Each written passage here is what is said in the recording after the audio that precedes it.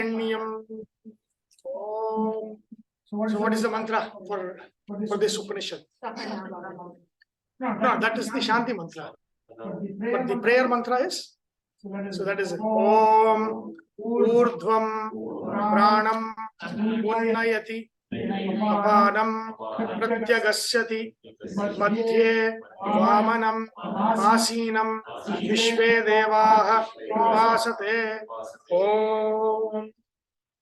So Shanti mantra, when we start the Upanishad, we'll do chant that. So last class we looked at how it is located, right? Like where it is, where the Upanishad is, what the Shrutis are, what are the Smritis, what are the Sutra literature, everything. We saw everything, kind of like they say, like 60,000 feet level of how this literature works. Now we'll come to the Upanishad proper, like what is this Upanishad, and where this is and all of that. See, and the Upanishad, it's in a Katashaka of which one? Rigveda, Krishna Yajurveda. So you should know that because before any Upanishad, when we start learning Upanishad, we should know three things. What are the three things? Mantra, the Rishi, mantra, Chandas, and then the Devata. Right? So we need all the three. So that is what all of this setup in the last class was, to know these three things: the Rishi, the Chandas, and the Devata. And Yajurveda is what? Yajurveda is always usually prose, but the Upanishad Bhaga has poetry. Right? There's poetry in that, but usually Yajurveda means prose. So Rigveda is always poetry. So that's how it is. So last class we saw all of that. Now we come to the story proper. And see, there is something called as a story skeleton. Do you know what a story skeleton is? Like every story in humanity, everywhere in the world, has the same outline. They call that world building. You need to have, it's like once upon a time, dash, and every day, dash happened, and one day, dash, and then there was a struggle, dash, dash, dash, dash, and then there's a closure.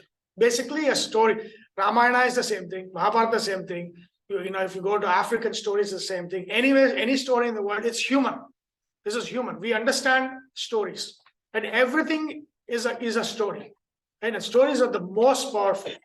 The communicating of the story is the most powerful thing to learn. Right? So the same thing is there for this as well. For the Katopanishad also, they're building the world.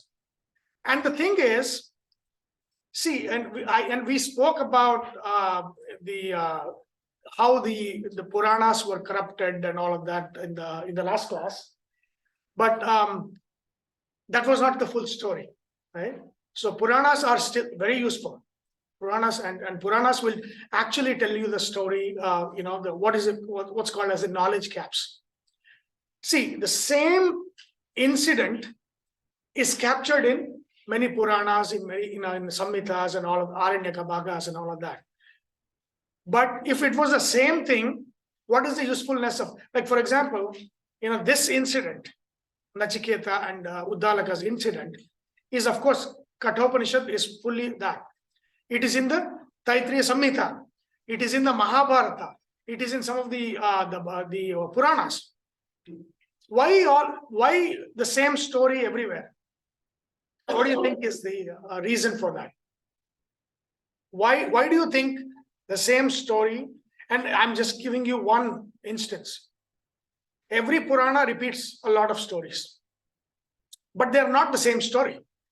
And if you look at the British and all these guys that that were translating to English, they're like, oh, in this story, his name is this one. Oh, in this story, that name is different. Oh, that the incident doesn't even happen in this one. And so for them, it was like the story needs to be same. For us, if it's the same, it's a waste.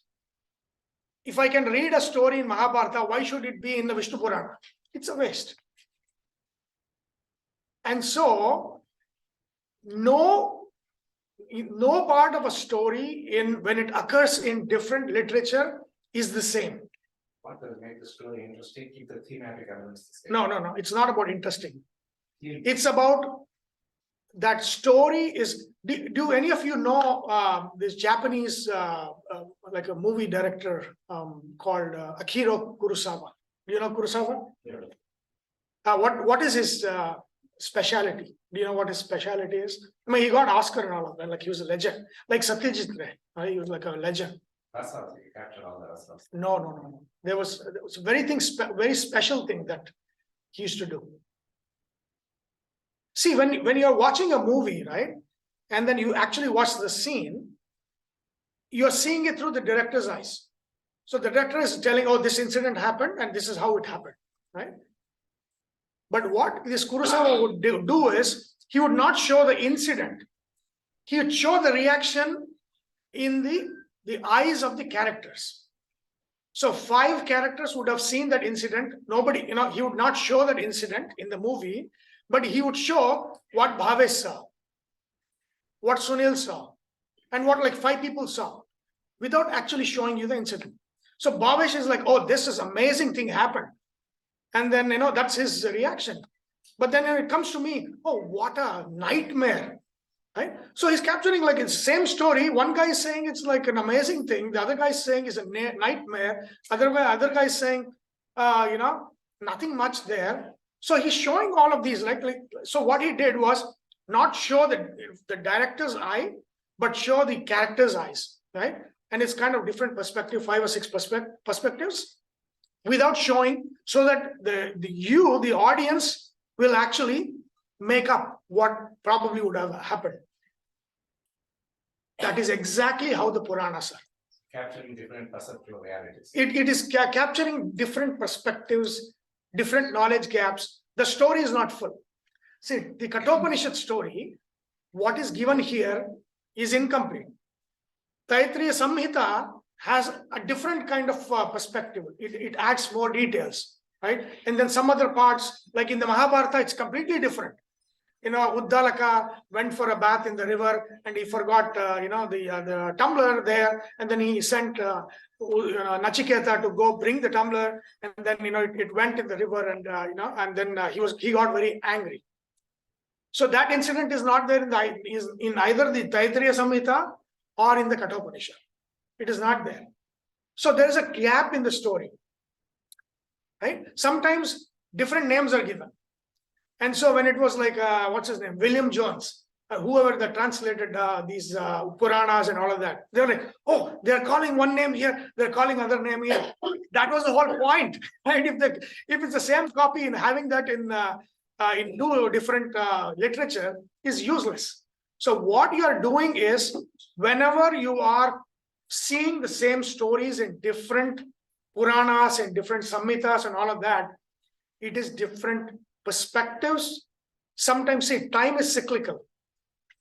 And I'll give you a very famous, Shiva drank the hala poison.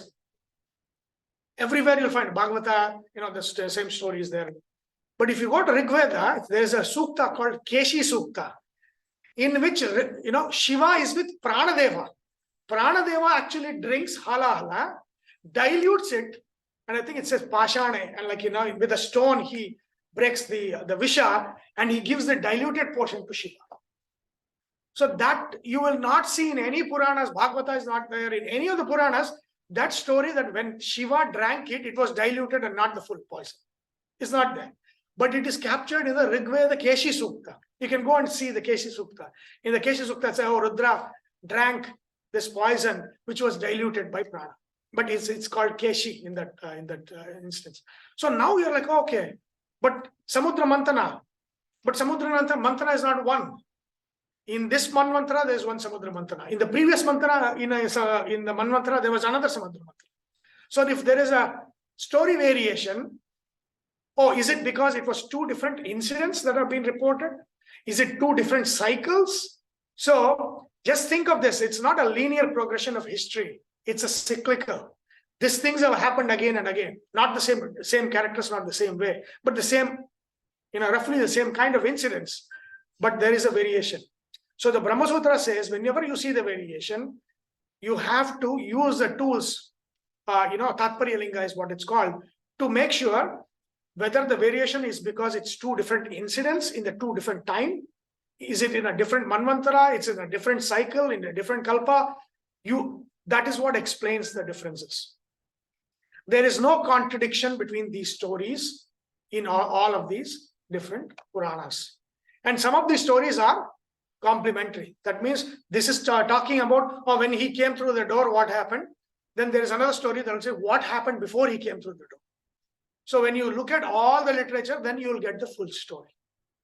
Right? So Puranas are fantastic because very important to see whose perspective is being told.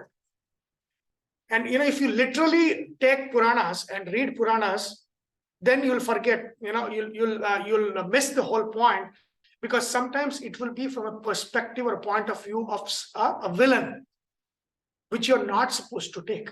The villain is seeing that way. So if you're, this Purana is telling me this, that's the whole point. Who is telling you that? If Vedavyasa says, number one, that is a true story. If some other character is saying that, who is this character?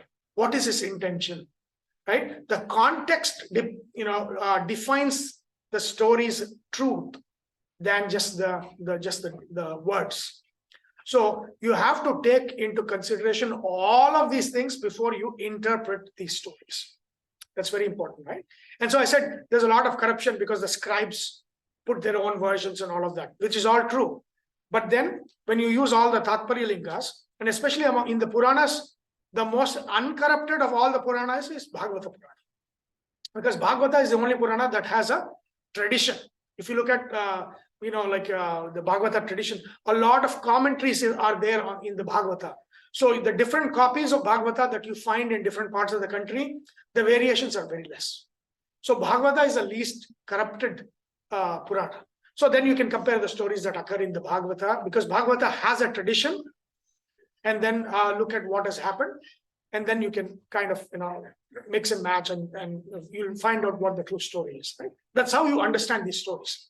There's nothing is at face value, and the Purana themselves say do not take anything on at face value, because there's a deeper meaning to it. Right? So that is very important to understand. Now, this story that is there in the Katopanishad, there is a gap in that story, and that gap is filled by Taittiriya Samhita. And there is in the Mahabharata, the same incident is there. So what happened previously, what happened after this, all of this is given. And so we are going to look at the whole story, kind of filling all these gaps and say what exactly happened. Because when you look at the whole story, then you will see why he was asking those questions, what was the need for this. And there's a misinterpretation on the third question. If you look at it's so, basic mistake that the tradition has done, you'll see how wrong that is. And if you look at the story, you'll know why it's a big mistake, right? So that's the third question.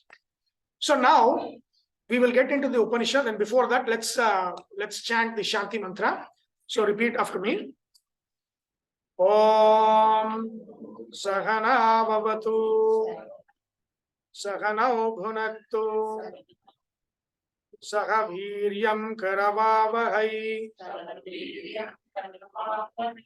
Tejasvinavadhitamastu ma vidvishavahai.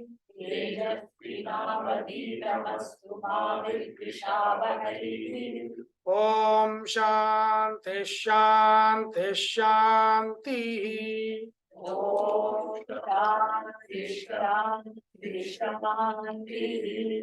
Okay, so Asya Katopanishadaha Rishi Yama Vaivasvato Rishi.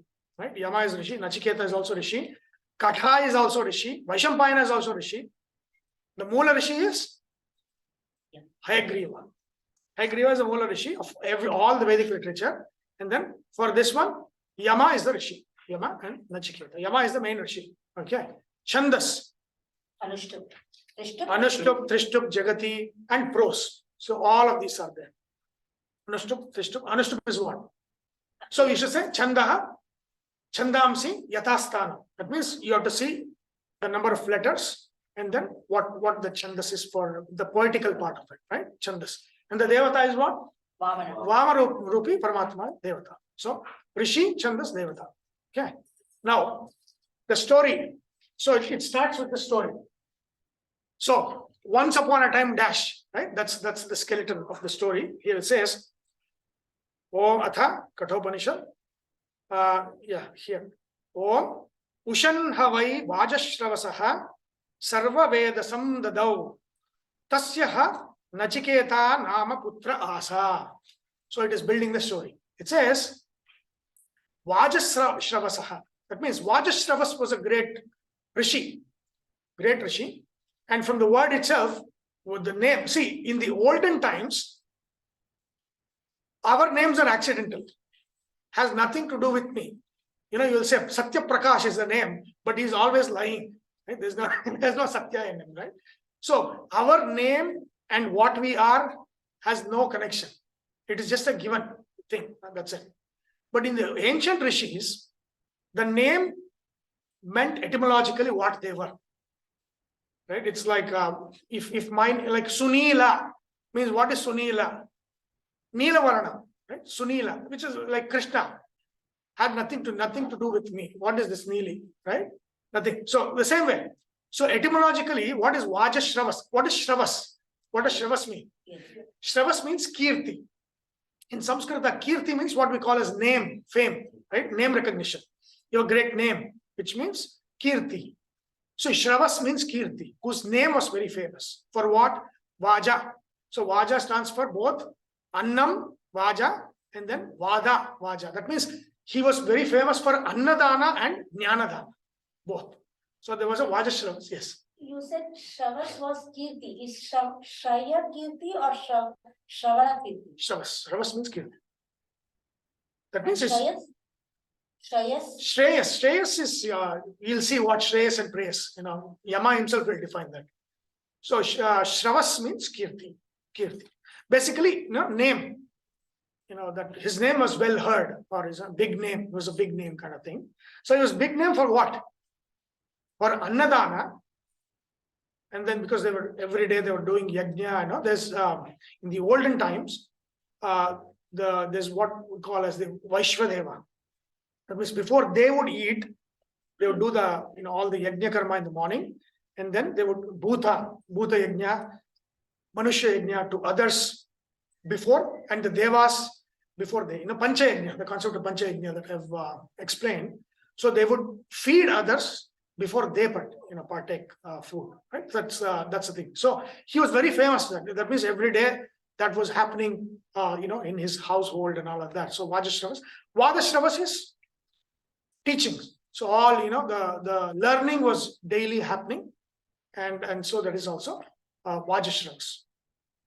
So Vajashravas is the grandfather. So his grandson is Vajashravasaha. That means usually it is used for son, but in this case it is actually son's, actually I'll come to a point. It's not son's son. It is daughter's son. Right? So, and why it is all that, So, Vajashravas, his daughter, his daughter's name was Aruni or Aruna. Aruna. So, there came light, right? Aruna, right? And then you have Uddalaka. So, this is Rishi is Uddalaka Rishi. Okay. So, there is Vajashravas. Vajashravas' daughter is Aruna. Aruna's son, Uddalaka. Who is the father? There is no mention of father. So they go by mother's name, not father's name, in this case. Auddalaki Aruni.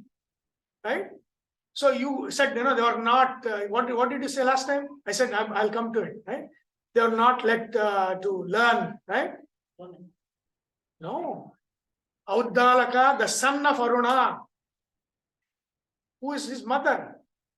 That means what is recognized is who is Jnani in the household.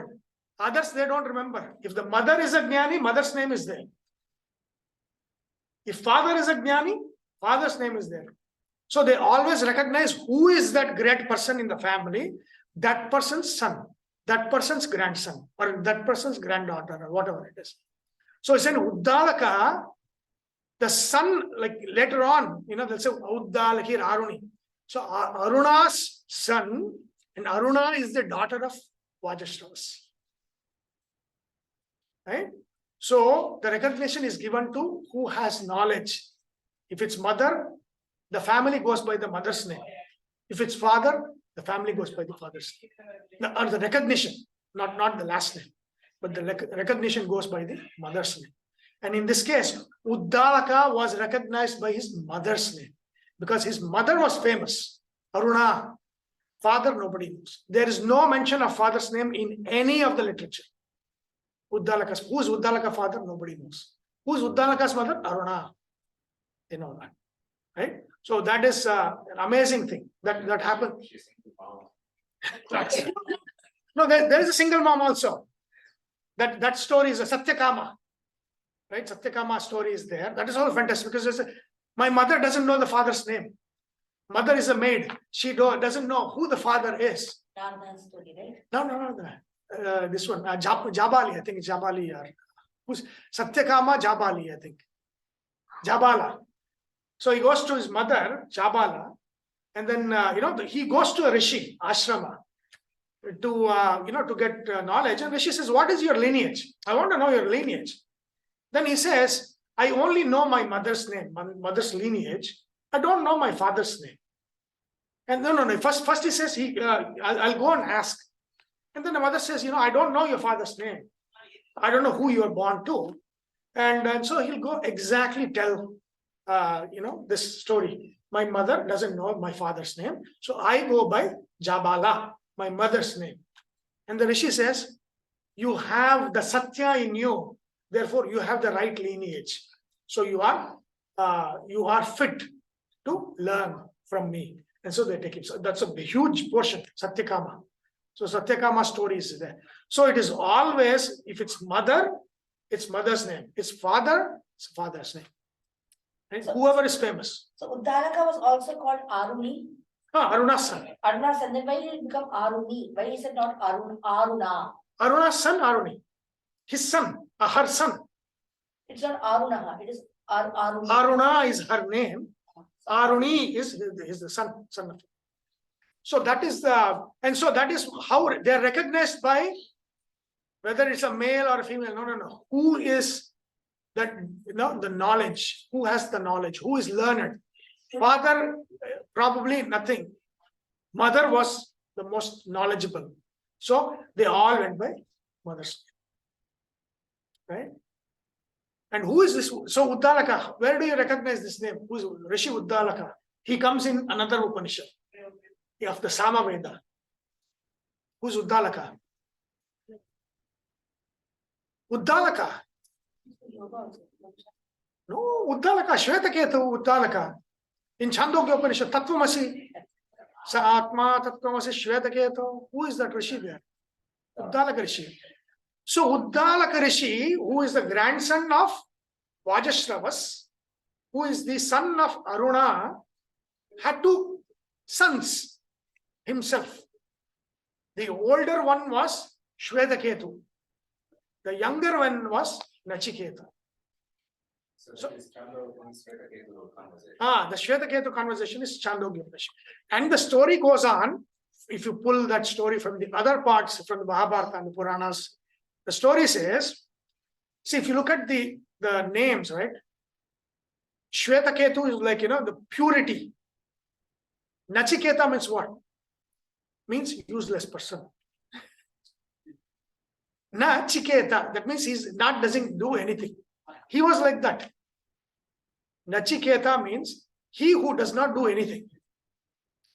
Waste fellow. So Uddalaka loved Shvetaketu quite a bit. He was very proud of Shvetaketu. Shvetaketu was very quick. He would, mention everything and all of that stuff, right?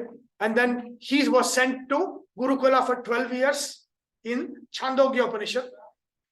And then how does he come back in Chandogya Upanishad? Anuchanamani stabdayaya. When he comes, he says, stabda means what? Like this. That means he's not bending. The ego of it. Ego, right? What is the ego? I know more than my father, right? Stabda yaya means, and I'll tell you. So, Can we it's- ask one question? yeah. So I'll tell you one thing. Like, I was looking at all the pictures that people getting the Gita book from Swamiji, right? Many people were bent, many people were straight. So some of them probably thought he was, same like me. Some of them had the Vinaya, right? They're like, bhakti is there. So when you have bhakti in the mind, you'll naturally bend, right? In front of that person. When you don't, you'll stand. Whether it's Swamiji or whoever it is, you'll stand straight like that. So you'll see if you see all the pictures, you'll see who is bending, who is not. See, I taught you.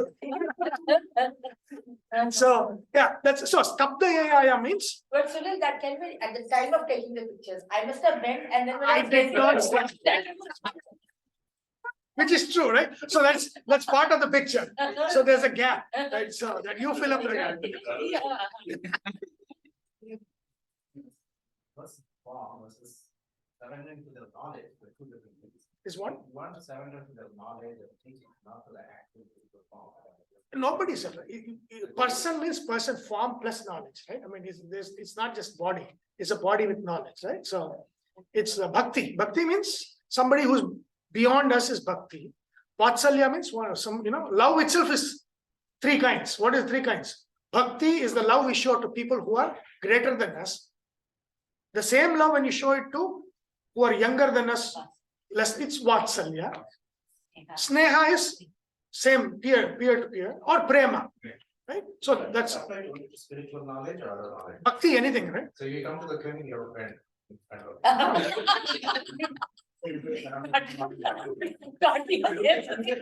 This is spiritual knowledge. See, the thought you have in your mind will be expressed in your body. Your body language is tied to what you really feel, right? So when it's not like, if I come like that and in my mind, I'm like, I don't care. Just for the photo, I need to do that, right? So that doesn't count. What you feel is what is meant. But everything, what you feel is expressed in body language. You cannot change your, it's very difficult. You have to be a big thief to do that. But in Shvetaketu's case, when he came after 12 years, this is Chandogya Upanishad. He comes after 12 years and is like in a Sabda Yaya. And his father is like, this guy has not got an education. He's gone and learned everything. Anuchana Mani means what? I know everything there is to know. So he's come, so like, okay, let me poke around to find out why he has not been educated. He is literate, but not educated. So then he says, do you know that thing, knowing that which cannot be known can be known? He says. This guy is like, oh my goodness. No, I don't know. Then he says, he doesn't say, I don't know. He says, probably my teacher did not know, so he has not taught me. Right? So you can see the whole psychology of Shvetaketu in that Upanishad. And then, one by one, he smashes him. And then, finally, he's like, tell me more. And, we'll come to that Upanishad one day. Chandogya Upanishad is one of the bigger Upanishads. Brihadaranyaka, Chandogya, big ones. So we'll do parts of those. We'll learn parts of those Upanishads. So that first son, sharp son, very well loved son, Uddalaka's favorite is his Shvetaketu's favorite son. He gave him education. He sent him away and all of that. That's it. Then the other waste son was Nachiketa, because he would not do anything. He'll be sitting like that, not doing anything. But inside, he was way smarter than Shvetaketu. Way smarter. And this Upanishad shows us through this story. That guy, Nachiketa, whose name itself means useless fellow, why he looked useless and what was his inner growth is what this Upanishad says. So do not judge a book by its cover. Right? Shvetaketu was very sharp. But then he was literate, even after education. He did not really know, until his father taught him the real Brahman. But in this Upanishad, Uddalaka is not shown in a good light. So even though he's a Brahmajnani, they still have defects. Yeah. Tatkalika defects will be there. I mean, it's not like permanent, but it's sometimes in the spur of the moment, they'll be angry or do those things. That is still there even if you're a Brahmajnani, that will not go away. That will go away only with aparoksha jnana and all of that stuff. So the Uddalaka is shown in a different light in this Upanishad than in the Chandogya Upanishad. He is shown as a Mahajnani that teaches Shwetaketu, right? So that is his thing. So this is the son who is useless. And Uddalaka did not even send him to Gurukula. Useless in the sense? Yeah, he's like, probably it was a nickname. We don't know. Like, useless. Nobody. But, he's like, oh, this is my useless son. Good for nothing. This is my talented son. He's gone to Harvard. This guy is a college dropout, right? But this guy is the one who is going to start $1 billion startup. This guy is being an employee. That we don't know, right? But that's the Shwetaketu and Uddalaka. I mean, Shwetaketu and Nachiketa story. Nachiketa is perceived as a useless fellow by his father. He's not sent. And what does he do around in the ashrama? He's doing all these odd things. They go set things right. Basically, manual labor. So Uddalaka has kept him for manual labor in the ashram. He will not do anything. When Uddalaka says go do, he'll do something, and then that's it. That's his life. So that is his life. But then this Upanishad is to show the inner growth of this child. This is the child. Right? And so the Upanishad says beautifully, right? And it says, Ushan Havai Vajashravasaha. Vajashravasa's grandson, Sarva Vedasam Dadau. What is Vedas in Sanskrita? Veda is knowledge. Vedas is property, wealth. What we own, our wealth, net worth, is called Vedas. Veda is knowledge, property, knowledge, property. Vedas is our possessions. So Sarva Vedasam Dadau. So he gave away everything. Why was he giving away everything? That is his retirement. What so it means in the olden days, at some point of time, their kids would, they would take on the responsibilities. If it's a king, the king would give all the responsibilities, and then they would go away to the forest. They do a lot of charity, right? It's like what's his name? Berkshires. What is his name? I forget. Warren Buffett, right? It's like he's giving away. Why? That's it. I have too much. Let me give away. So like Vajashrava says, I'm going to go to forest. So for my retirement, so I'll go do all this sadhana in the forest. Before I go, Sarva Vedasam Dadau, all his possessions, he was giving away. All his possessions. So why he was giving away? So the Upanishad says, Ushan Ha. So what is Sanskrit? In Sanskrit, see, no letter, no word in Upanishads in the Vedic literature is useless. Everything has a use. Either they are telling you the mental, what is their mental, what is their motivation, mental frame of mind, all of those things. It's going to tell all of that.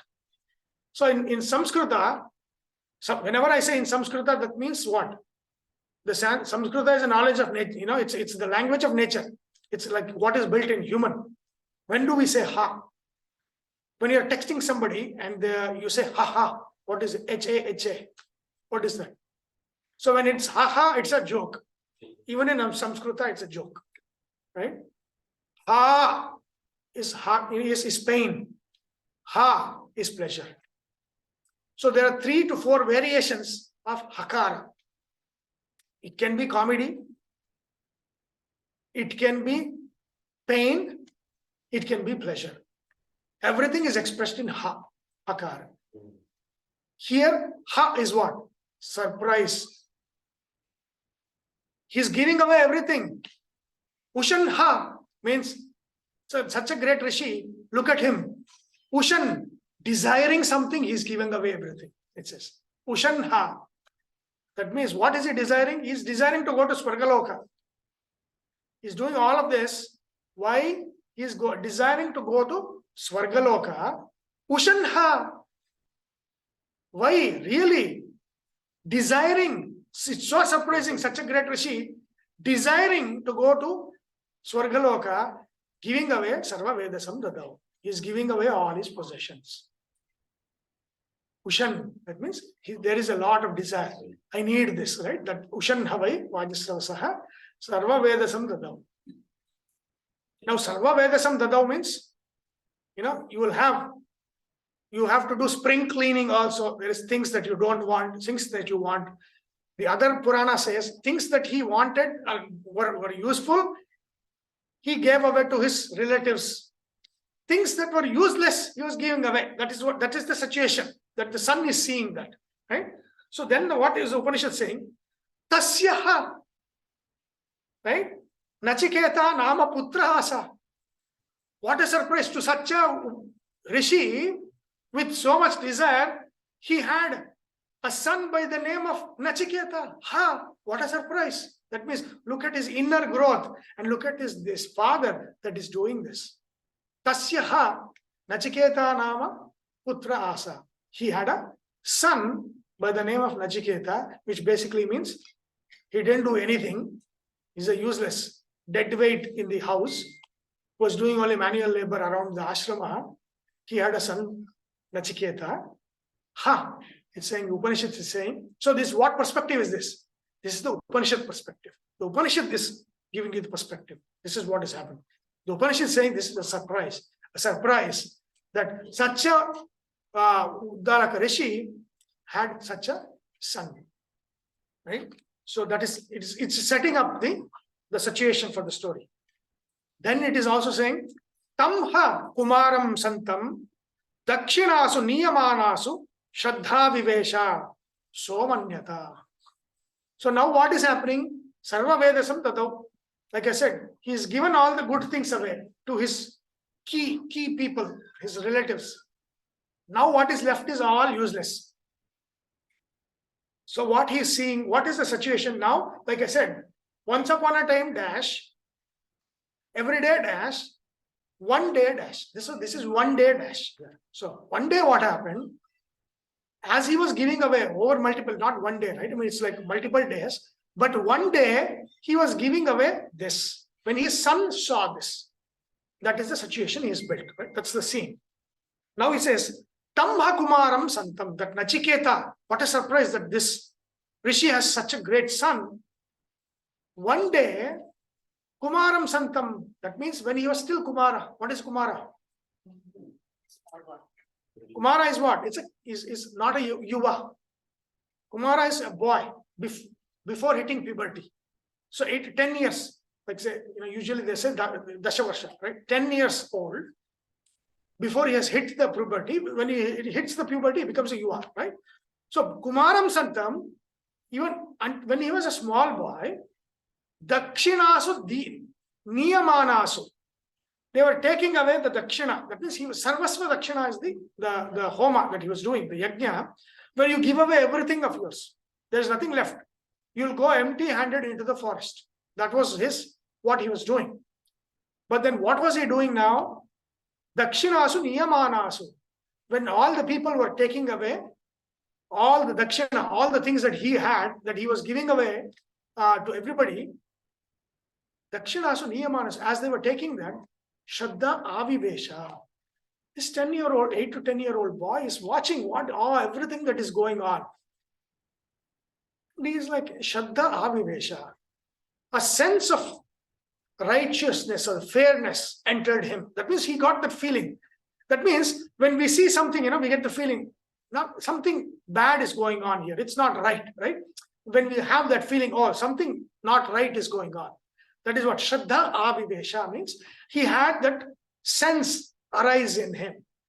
Whatever my dad is doing is not right. As he saw people taking away that Dakshina, that gift, that the charity that he was doing, that all the others were taking away. When they're taking away, this 10-year-old boy is seeing and says, "This doesn't look right to me. There's something wrong in this. There's wrong in this." Right?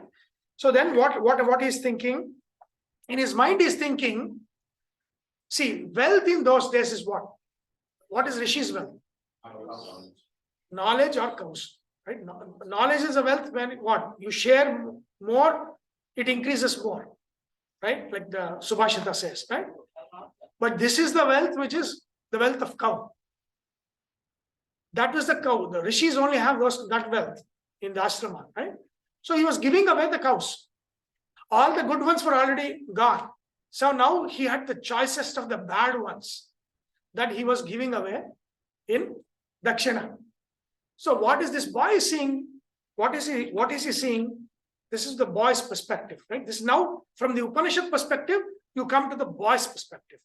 Nachiketa is seeing, and he says, Pitodaka, Jagdhatruna, Dugdadoha, Nirindriyaha, Ananda namate lokas tan sagachati tadadate. He's like, this is what is Pita Udaka. The cows are in such bad state. That means Pita Udaka, that means they've already drunk the water they could drink. No longer. That means they are going to die. They do not even have the strength to drink water. That is the kind of cows he is giving away. Pita Udaka. Right? Jagdatrana. It has already eaten its capacity of grass. It no longer can eat anything. Right? It doesn't even have the strength to eat anything. That is the kind of thing. Dugdha doha. It has been milked fully. There is no milk also available. Right? It will not be any helpful. There is going to be no milk from these cows. Right? Dugdha doha. Nirindriyaha. Nirindriya means no virya. That means it will not have any calf or nothing. Right? There's nothing. That means the only thing it will do next is, this R.K. Narayan, there used to be a story called Road Roller. Right? That means he in the lottery, he wins Road Roller, but then he doesn't know where to store it. It's a very famous, great story. It's like, not every gift is a good gift. Right? So here, this is not really a gift. He is giving away useless stuff. Right? It's like, so it is also a warning to us. Sometimes we have some things in our house we don't want to throw, we are going to give as a gift. Right? That is not a good gift. Right? That's not Krishna. Here the Upanishad is saying the Nachiketa is seeing, he's giving away cows. No calf will come out of it. You cannot milk it. It doesn't even have the strength to eat the grass, not drink. The time when they take it to wherever they are going, it is going to drop dead. That is the kind of cows he is giving in charity. And he's saying, I'm giving away my everything. Definitely not accidental. That's accidental. That's Right? So dana, what is the lesson here? Dana is what? There are three necessities for every dana. What are those three? We have done this in the Gita and all of that. What is that? Desha, Kala, Patra. When you give, to who you give, where you give. Right? Summer, you have a very thick jacket. You want to get rid of that. You go, this is my big jacket, it's fantastic. Can they use it in summer? No, they cannot. Winter, you're giving something that they cannot use in winter. So that is Akala Dana. Adesha Dana is, which is not relevant and appropriate for that place. It's useless. And then Apatra Dana means what? It is not relevant to them. You give Gita present to somebody who doesn't even care about it. That becomes Apatra Dana. Even Jnana Dana should not be Apatra Dana. Right? When you are teaching, you have to give it to those who are fit for that, or who are accepting, who want it. There should be a want. That is the Patra Dana. Right? So, Desha, Kala, Patra. In this one, all the three are gone. He's giving away a useless gift because he has to give away. I want to clear off everything before I go to the forest.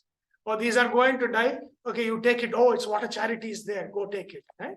So that is the kind of cows that Uddalaka was giving. And this boy is standing here on the side and is watching his father, Uddalaka, the great Uddalaka, Brahmagyani, and he's giving away all this useless cows in charity. It is not right. And what he's thinking in his mind, he says, Ananda nama te loka Sagachati ta dadate. What is ananda? Where there is no joy. That means narakaloka. People who are gifting like this, they are not going to Swarga. My father is thinking Ushan. He is desiring what? To go to Urdhvaloka, to Swargaloka. He is desiring that. But where will he land by these gifts? This gifting. He is going to land in Ananda Namathe Loka. Narakaloka only, people who give these kinds of gifts will go. Tan Dadat. Those who give these kinds of gifts, those who give this kinds of charity, those who do this kinds of charity, they don't go to Swarga, they go to Narakaloka. So I need to do something. Is the boy is thinking, my father is not doing right. So it is my job, I need to do something. So what does he do? Sahovacha pitaram. Now the father is very busy, is giving away all the cows and all of that. This boy is standing somewhere watching everything that has happened. Shraddha Avivisha. He feels that it's not right. Something wrong is going on here because he wants to go to Swarga and he's going to land in Naraka by doing this. I need to go set it right. So then he goes to his father. He goes to his father. Then what does he do? Sahovacha pitaram. So he will tell his father, who is now busy. He's giving away all of this, and a small boy is on the side. Sahovacha pitaram. This busy dad, this boy told him. What did he tell him? What does he say? Tata means tata. Tata. See, in Sanskrit, tata means father. In Kannada, tata means grandfather. I don't know in what Tamil also, yeah. So something has happened. In Sanskrita, tata means father. But in all our languages, it's become grandfather. I don't know for what. But that's why. So tata means tata. And he says, Kasmai mam dasyasiti. Who will you give me to? He says. It's like, why he said that? Because see, not just useless, but from his point of view, why he is doing that is all the gifts he is giving now will land him in Narakaloka. So at least let him give me away so that he will earn punya. Let me be useful in providing that punya to him, the punya of charity, of dana to him. So he says, who will you give me away to? Because I'm also your son, I'm your possession. Who will you give me away to?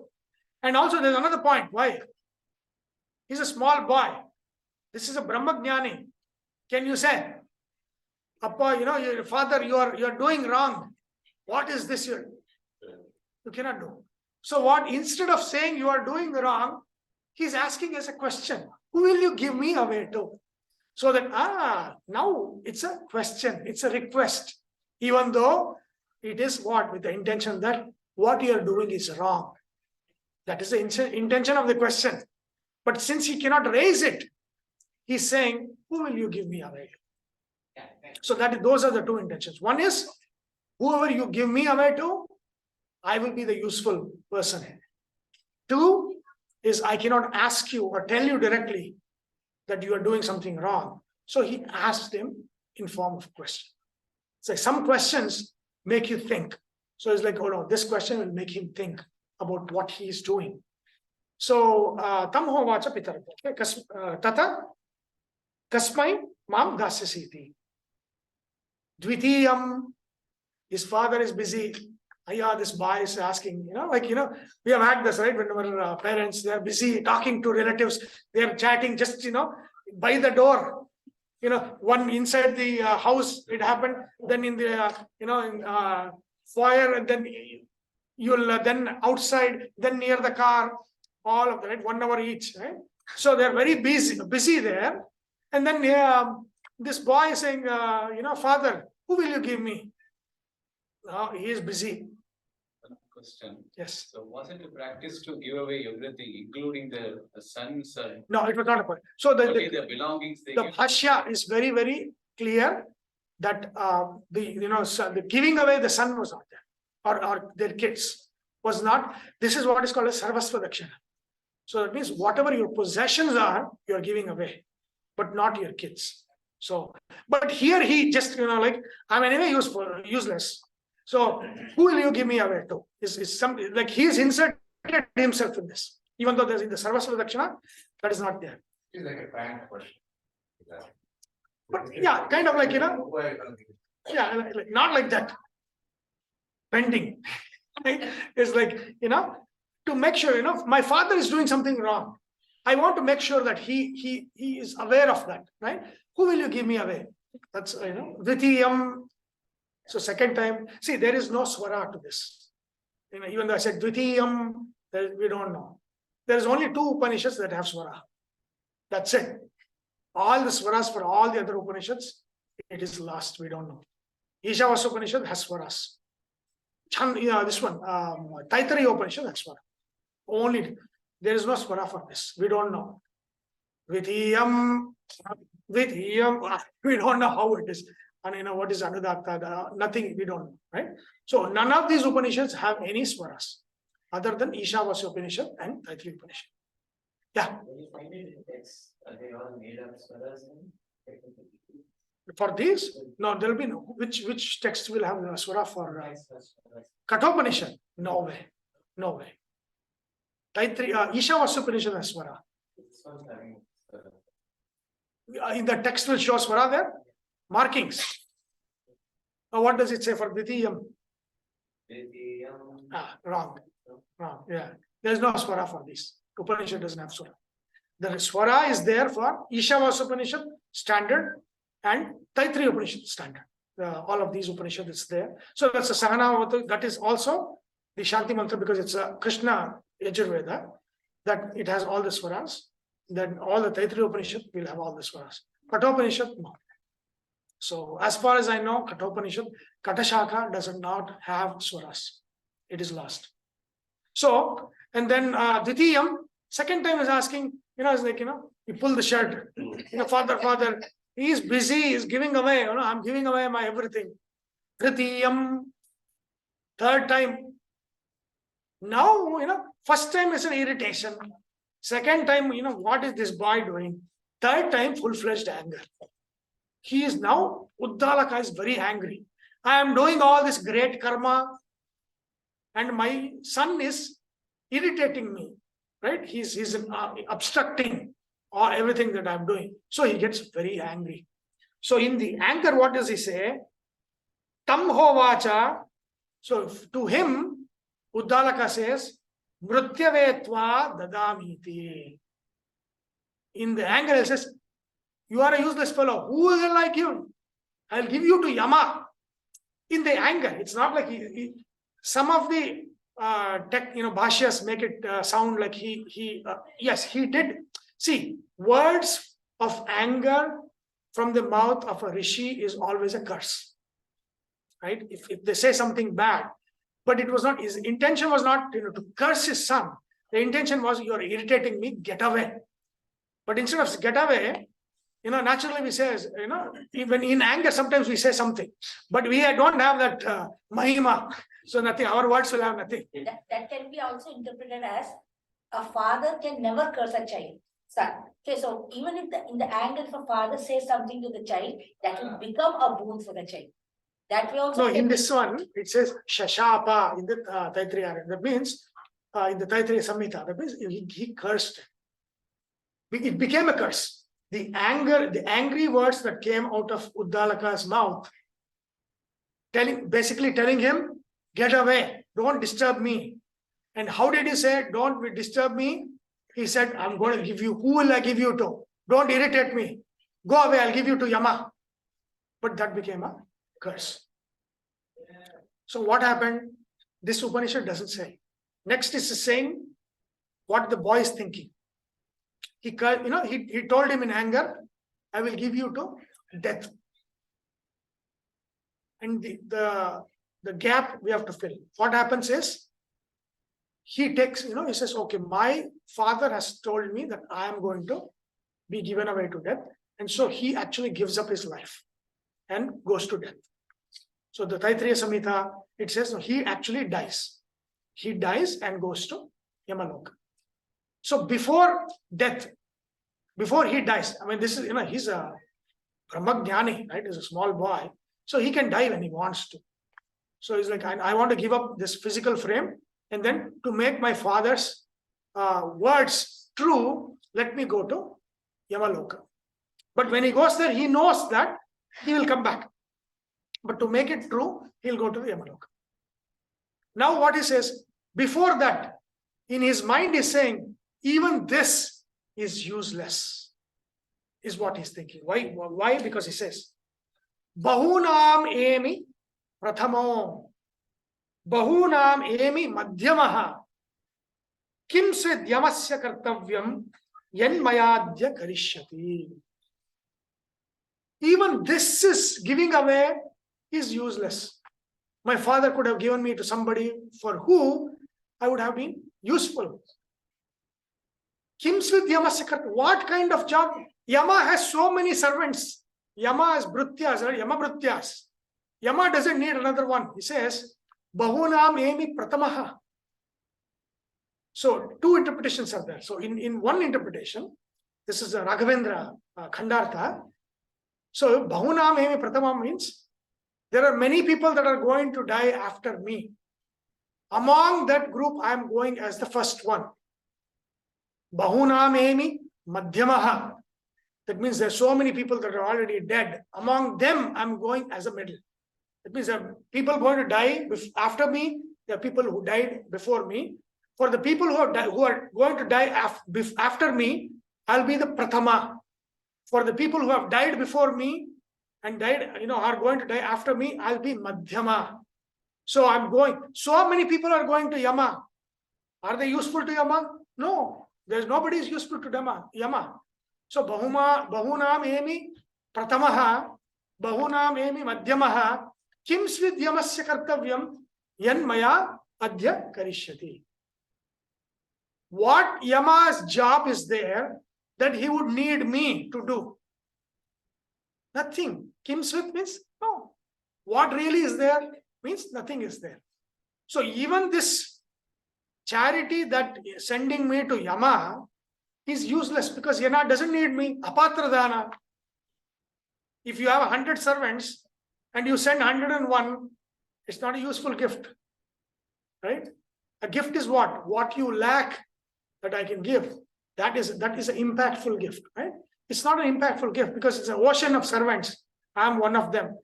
Nothing, there's nothing useful that I am to be to Yama. Kim svid yamasya kartavyam yan maya adhya karishyati. What can I do?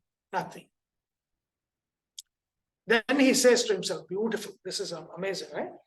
Anupashya yatha purve, pratipashya tatha pare, sasyamiva martyaha pachyate, sasyamiva jayate ajayate. Sasyamiva ajayate. So he says, he's telling to himself, he says, Anupashya yatha purve. Look at all the people that have died before. Pratipashya tatha pare. Same way people are going to die in the future. Same thing. Right? And then he says, what is the use? He says, Sasyamiva martyaha pachyate. Pachana is what? Cooked, right? So there are two things, two meanings here. One is what? Pachana is what? Naraka yatana. Kumbi paka. Have you heard of Kumbi paka? One of the Garuda Puranas, one of the pains that in the yatana in the Naraka Loka is Kumbi paka. Kumbi paka means you'll be cooked like rice, right? Kumbi paka means like that. So it will be like, so sasyamiva pachyate martyaha, that means he will go after death, be baked in Narakaloka, sasyam iva ajayate punaha. He will be born again. So it is kind of like pachyate. Pachana also has ripe. Ripe is another meaning of that. So that means like just like a seed ripes into a fruit, and then after that the seed within it is gives rise to another birth. Same way, this cycles of birth goes on and on. People who have died before, they've gone on and they're born again. Then they're going to die again. They're going to go get a rebirth. So it's a cycle. It's a never-ending cycle. So anupashya, look at what has happened to the people in the past. Pratipashya tatha pare. Whatever is going to happen in the future, it's the same thing. Martyaiva pachyate. That means just like a man, once they die, they are going to be baked in the kumbi bhaka, or they are going to ripen, and then once that is done, they are going to be born again. So it's an endless cycle. It goes on and on and on again. Right? So this boy is thinking that. Right? This boy is thinking that. He's thinking what? This charity is also not correct. It's not useful. Because Yama has Yama Vrityas. He doesn't need me. What a useless gift. I cannot be used to my father. He's thinking that. And then what? What else? What else is thinking? So he's thinking that what? He will come back to. Yeah. So there's this is death. Life and death is a cycle. People have died before me. People will die after me. It goes on and on and on. Right? That's the process. So he's telling himself, there's nothing big here. I'm going to give up my body now, but it's like sasyamiva jayate punaha. Again, like a seed that is after it's ripened gives life to another tree or a plant. The same way, I'll come back. People will come back. So that goes on and on again. And then he gives up his body. And in the Taittiriya Samhita, it says now he is going to Yamaloka. Now the thing is, he's not really going. It's a vision to the boy. The boy's vision. To him, it seems like that. To him, it seems like he's going to Yamaloka. It's like, in our dream, we dream.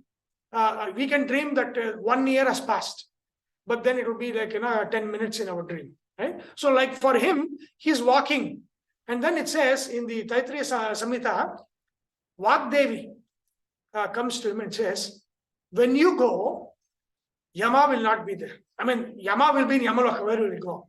But this is how his vision is going to be, right? He will not be there. For 3 days, he will not be there. Do not eat anything in Yamapuri, in Yama's house. And then when he comes back, ask him for 3 boons. And then, ask him for ABC, like these 3 boons that we'll look at it. And then, because he says, what should I ask Yama? And the Vagdevi says, that's what he do that. And then he goes away. Right? So this story is not in Katopanishad. It's not in this Upanishad. Because the scene cuts to Yama's wife talking. Right? Yama's wife is talking. But the scene in between, Taittiriya Samhita says what happened in Vati. And then Mahabharata says, why was Uddalaka angry? Because he had not eaten, and then his son had lost that vessel in the river. So he was very seething in anger. My son is irresponsible. And then on top of it, he's like, who will you give me? Means, get out, I'll give you to death. Right? So for him, it's an anger, he said. But then that became true. He took it to himself, and then he took it to himself to make it true as a curse. And then he gives up his body and then goes to Yamaloka. But it's his vision. Everything is his vision.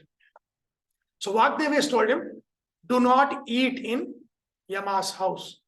Yama will not be there. That's what his vision is like that. That when he goes to Yama's house, Yama Vaivasvata is not there. Why is Yama Vaivasvata? What's his last name? Vaivasvata. Son of Vivaswan, right? Vivaswan is Surya's son. So what happens now? He's now gone to Yama's house. Yama has gone out for 3 days. His wife has tried to, and all the stories there in the other parts. Shamala Devi, Yama's wife, is like, he's gone out for 3 days. Take some food, water, what is it called? Giving all of this. In every puja, we do this. What? Achamana. What is achamana? Give water first. It is mouth washing. Achamana means washing the mouth. Then Achamana means what? Achamana, then what? Arghya means what? Offering of food. Hands to. Padya means what? So washing your hands, washing your legs, rinsing your mouth. Achamana, Arghya, Padya. That is what it is. You do the same thing with the guest, and you also do the same thing as your Shodasha Upachara Puja. Shodasha Upachara Puja is nothing but bringing, God as a guest in the house. Right? And then 16 upacharas that you do is basically what you would do a guest when they come.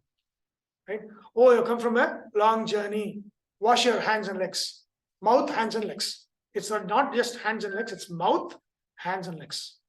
Rinse your mouth, wash your hands, and wash your legs or feet. Right? So that is so Shamala Devi is offered that. Shamala is saying, boy says, no, I will not take anything until Yama is here. And he is sitting there, waiting for Yama. Right? 3 days have passed away. Yama comes after 3 days. If that was really true, what is the time difference between Devaloka and human Loka? 1 day of humans, one day of human, like 1 day of Devatas are how much? 1 year, 1 samvatsara. So it's not the same time. Devatas, 1 year. See, Ayana, Uttarayana is their day. Dakshinayana is their night. So 1 day and night is 1 year for them. For 1 year, 1 day for them is 1 year for us. If you go to the Pitru Lokas, Shukla Paksha is day, Krishna Paksha is night. 1 month of hours is the 1 day for the Pitrus. Even if you take Yama as a Pitru Devata, 3 months would have been over. Right? So that's why he did not really wait for 3 days, because all his karya would have been done. Because when he goes back into the same body. It's not like they'll keep the body for 3 months or 3 years. Right? So that means that it was just, he was dead. And then, his father realized that he's dead. And then he comes back to life. And you'll know from here, that part of the story, how Yama's first boon means that it was not like 3 months long or 3 years long. It was like, it's very, very short duration when he was dead. Because it was a vision of 3 days. It was not actually 3 days. Right? So now for him, it feels like Yama is gone for 3 days. Yama is gone for 3 days, and then he was like, I am not going to take, because Vagdevi has told him, do not take him. Then he is going to give you 3 boons. Then you ask him these things. So then Yama comes. Yama comes home. Shamala Devi is what is that is where the scene picks up here. See, all the story is not there in this. It is there in Taittiriya Samhita. It is there in the Mahabharata. So you kind of piece all of that into one whole. Right? So now here, what is Shamala Devi saying here? She's saying, Vaishvanaraha Pravishati Atiti Brahmano Grihan Tasyaitam Shanti Kurvanti Hara Vaivasvatodakam. What does it mean? That means a guest who is a Brahmagnani enters the house like a Vaishvanara. You know what is Vaishvanara? Vaishvanara is fire. What fire is that, Vaishvanara? It's a specific name for a specific fire. What is it? You should know this.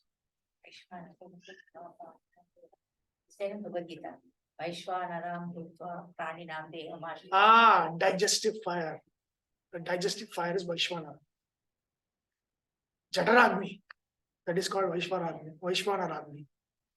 So what happens? It means when a guest comes in, especially when that is a jnani like this small boy, when he comes in hunger, first thing you got to do is Achamaniya, Arghya, Padya, Paniya. What is Paniya in the Shodasha Upachara Puja? Paniya means if somebody comes, oh, you want some Coke? Paniya means a drink. Yeah, paniya. Right? So you're giving a drink. So then what is Abhisheka then in the Shodasha Upachara Puja? I'm connecting to this is not something useless. This is how you have to conceive a puja. There are 16 steps in a puja, starting with invitation. Right? You're inviting the deity to come in. And then you do Achamaniya, you do Arghya, Padya, right? Or Paniya. Then what do you do? What is Abhisheka? Snana. That means, you give them a drink and say, oh, you're very tired from the journey, you're sweating. Go, have a shower. Abhisheka means that. And we don't do one shower, water shower, Panchamrita shower we do. Right? Panchamrita shower we do. And then after shower we do what? See, look at the lot, beautifully is there. Vastram samarpayami. After what do you need after shower? Clothes. Vastram samarpayami. And then what? Abharanam samarpayami. Not in the beginning. Oh, guest has come, abharanam samarpayami. No. There is a procedure to this. Abhisheka is over. Vastra you are giving. And then you are giving jewelry and all of those things, right? Umbrella, Chatram samarpayami, Raja Upachara, samarpayami, Chatra, Chamara, fan, all of them. And then you make him seated. Then you do what? That is another. No. Then what do you do? For Panchabhutas, there is Pancha Upachara Puja. What is this? Gandha. Right? You do Gandhalepana. You do Vastra, then you do Gandhalepana. Mala Arpanam you do. And then for Agni, what do you? Deepa. Then for the Jala and Prithvi Tattva, what do you do? Naivedya. Yes. Naivedya is basically what? Snacks you gave in the beginning, now you are giving the food. And then what? When he's sitting there after all the snana and all of that stuff, and all the, all the Abhisheka you have done, Vastra you have given, Abharana you have given, then what you do? You sit in front of the deity who is now Prasanna Chitta. Because you have done all of this service, then what do you do? Ashtottara Shatanama. Then even when they come home, it's not tired, but that's how we conceive it. We are not going to say, oh, you sit down, let me. No. There is a process. When when you invite him, you have to clean up like this, then send him to Snana, then do all the alankaras, and then make him seated, and then you do the Ashtottara Shatanama. That means you are praising. And then after all the praise, you give food. And then what do you do? Uddvasana. That means go, come again. Right? So that is the Prana Pratistapana. And then you're sending back. Right? That's exactly how we do with the guest. That is the process of Shodasha Upachara. There's nothing, there's nothing different. And what comes after what is basically, this is what it is. You are not going to feed them before they clean up or give them a seat. Asanam samarpayami means what? You come. Don't be standing. Be seated. In your puja room, there is an asana. So you're telling him, be seated in that asana, in that vigraha, in that idol. Be seated in that. Right? So that is so there is a process to it. Right? So this process is what is going on here. When a guest comes in, especially when he's a Brahmagnani like Nachiketa, if he stands there without being offered all of that, what the Upanishad, what Shamala is saying is the fire within his gut is going to destroy our loka. A guest like that should not stay hungry. He doesn't take water, he doesn't take food. No paniya, no achamaniya, no naivedya, nothing. He's just saying, I am ashnan. That means without eating, he is sitting there. He's not taking anything. He's like, let Yama come. Until Yama comes, I will not take anything. Shamala Devi is, that fire which is in his gut, that fire, if that is not Shanta, you are not pacified the fire by giving all the upacharas, that fire is going to destroy all of us. Right? Like this, if somebody is in very lot of pain and we cause the pain, we say, what do we say? The pain of that hurt, that fire is going to destroy this whole civilization. Right? That's what happened, right? Draupadi's pain.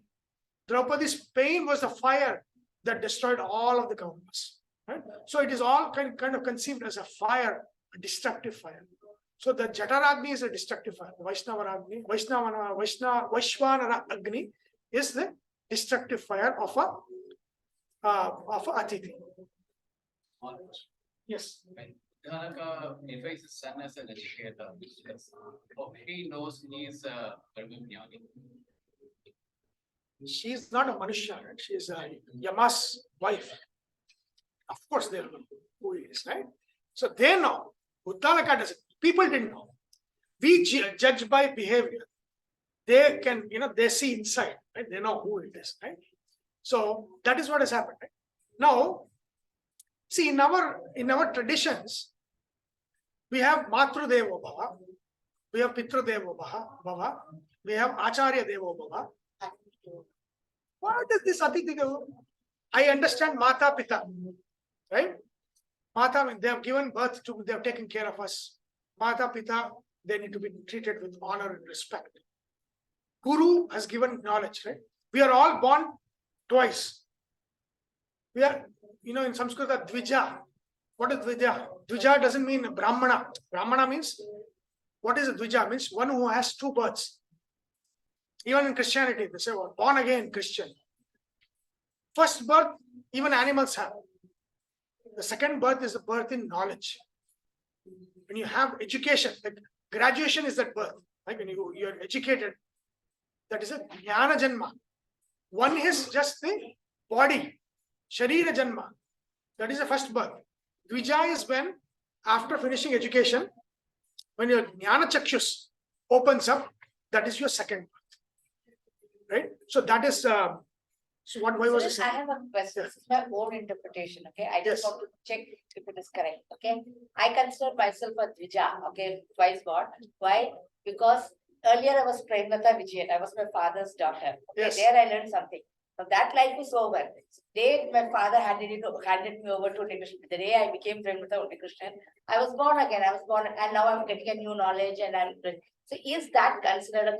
Am I right in considering myself a Dvija? Is my interpretation correct? You see, first of all, when you say it is my interpretation, doesn't mean anything, right? Okay. So there is interpretation has to be with a certain standard, right? And that's the reason why, like Indians, we all interpret, oh, I know, because my father was doing this, that is the right thing, right? It's not like, oh, Shruti, Smriti, and then all Tatparya Lingas. So that is not correct. But Dvija means if you have a second birth, in the sense that in the birth of knowledge, so that, I was, all of my life I was doing this, then suddenly I got this awareness and kind of an enlightenment. And then everything changed. If that has happened, that's a second birth. That second birth is always a birth in knowledge, right? It's a birth in knowledge, right? So now, yeah, yes. After this question, where does it say that Nachiketa was a Brahmajnani? He goes to Yama to ask for moksha. No, he's not asking for moksha. So what does he ask? That we will see, right? Yeah, but he's not asking for moksha.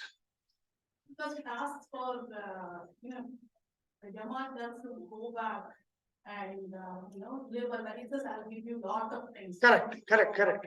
But then what he finds out? All that. I don't want any of that. that is Jnani Lakshana, right?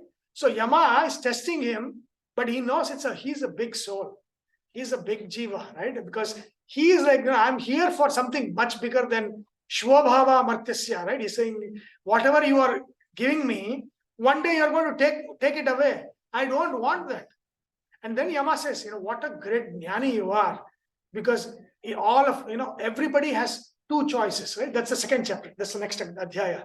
So in this Upanishad itself, Yama is saying that you are a jnani, right? But also in the Taittiriya Samhita and also in the Mahabharata, you see how, on the outward, he was a waste. He was not doing anything. But there was a huge inner growth within him that nobody observed.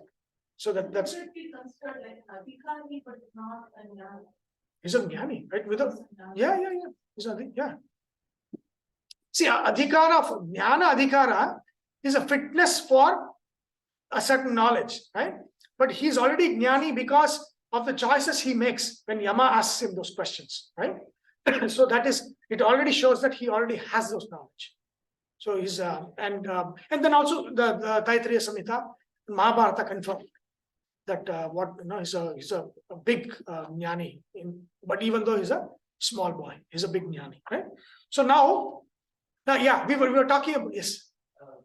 So Shamala is considered tantric form of Saraswati, right? No. It's not. No. So it is Yama's wife. So there is a, like, see, when you go to our Vedic literature, there's a lot of confusion. So now it is our job to, it's like, okay, sometimes it's the same name, right? Like Arjun, there are two people with Arjun. Just because there was a name Arjun doesn't mean it's only you. It might mean others, right? Shamala is also a Saraswati's name. So that's not Yama's wife that is going to be talking, right? So you have to know, it's the same name, doesn't mean the same entity. So that is how you have, it's a critical evaluation, not just because a name is there, that it's the same person, right? So that's how you have to do that. So here, we were talking about this, right? Matru Devo Bhava, Pitru Devo Bhava, we understand that. They have taken care of it. Acharya Devo Bhava, they gave us the birth in knowledge. Where does this Atithi come in? It gives opportunity to do the service. Wow. Like equal to father, mother, teacher, stranger. Atithi is stranger. He's giving you that, that's why you're learning from him, right? You're learning. No. Atithi, not him.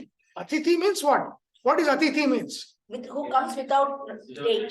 See, in Samskrita, Atithi, no date. No, he does not come with prior intimation.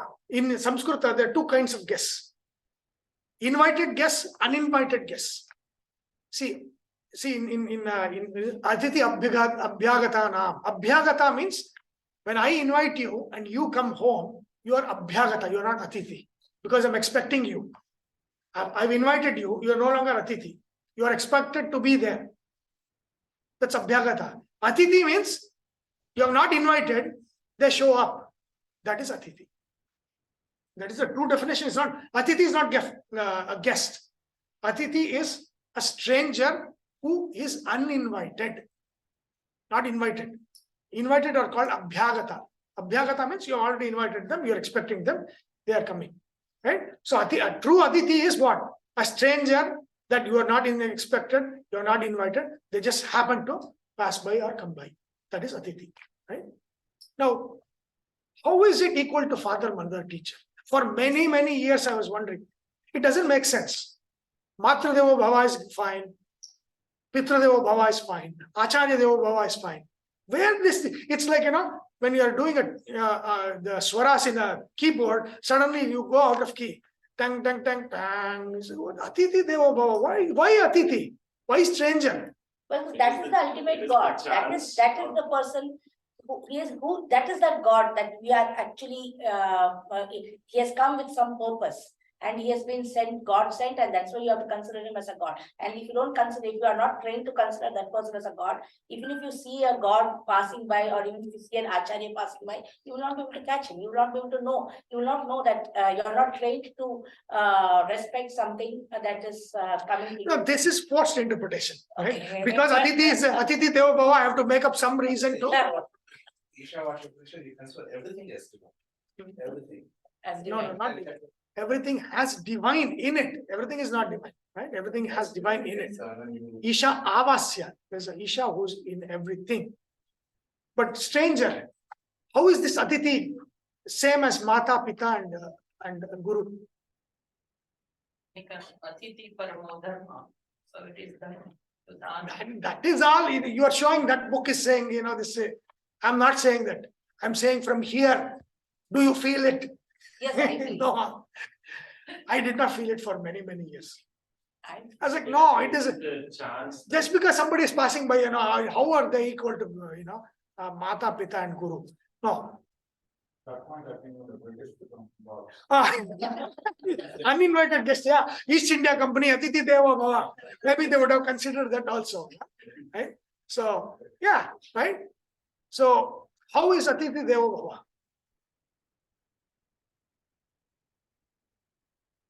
How? I thought about this for many years, right? And then, so see, the world in which we live today and the world this represents is two different worlds. I mean, these are very different worlds, right? Now look at that world, the old ancient world. Now were people traveling or not? Yes, they were traveling. Okay, when I traveled to another place or on the way, what lodging did I have? You used to go by walk and whatever house came. So without Atiti Devo Bhava, no travel would have been possible. There's no lodging, there is no Motel 8, there is no, all of this Hilton, there's nothing. So what? People were going to people's houses for food and shelter. One night they will be there and they'll be treated food and this. So then it was like, oh, okay. So in that world where people travel from one place to another, so they're going from village to village to village and all of that. And then, by sunset, they would go to a certain place and then they'll be there and people would bring food to them or, give them some place to stay that night. That was the lodging, boarding and lodging.